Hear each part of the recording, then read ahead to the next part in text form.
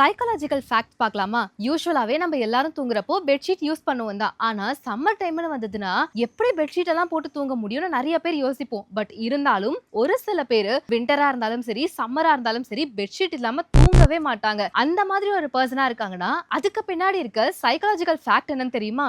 எப்ப பாரும் ஒரு இன்செக்யூரிட்டிலே இருக்காங்க அப்படின்னா அவங்க தான் இந்த மாதிரி பிளாங்கெட்ஸ் நிறைய யூஸ் பண்ணுவாங்களாம். சின்ன வயசுல இருந்தே ட்ராமாஸ் ஃபேஸ் பண்ணவங்க, ஃபேமிலில எப்பயுமே சண்டை வந்துட்டு இருக்கும். சோ ஏதோ ஒரு வகையில நம்ம சேஃபான பிளேஸ்ல இருந்தா போதும்னு நினைக்கிறவங்க, டீனேஜர்ஸ்னு எடுத்துக்கிட்டோம்னா லவ் ஃபெயிலியர், அதனால நான் கொஞ்சம் இன்செக்யூரா ஃபீல் பண்றேன், இந்த மாதிரி இருக்க பர்சன்ஸ், அதாவது இன்செக்யூரிட்டி சின்ன வயசுல இருந்தே இருக்கு அப்படின்னா ஏதோ ஒரு வகையில இந்த பிளாங்கெட் அவங்கள செக்யூரா ஃபீல் பண்ண வைக்குதுன்னு சொல்றாங்க. தூங்குற டைம்ல அந்த பிளாங்கெட்டை ஃபுல்லா போத்திட்டு தூங்குனா ஏதோ நம்ம ரொம்ப சேஃபான பிளேஸ்ல இருக்கோம்னு அந்த மைண்ட் அவங்கள காம் பண்ண வைக்குதான். அதனாலதான் மோஸ்ட்லி இமோஷனலி அன்ஸ்டேபிளா இருக்க பர்சன்ஸ் பிளாங்கெட்டை விட மாட்டாங்க. சம்மர் டைமாவே இருந்தாலும் ஒரு காலை மட்டும் லைட்டா வெளியே வச்சுட்டு கூட தூங்குவாங்களே தவிர பிளாங்கெட் இல்லாம தூங்கவே மாட்டாங்க. நீங்களும் என்ன மாதிரி ஒரு பிளாங்கெட் பர்சனா இருக்கீங்க அப்படின்னா எஸ்னு கமெண்ட் பண்ணுங்க.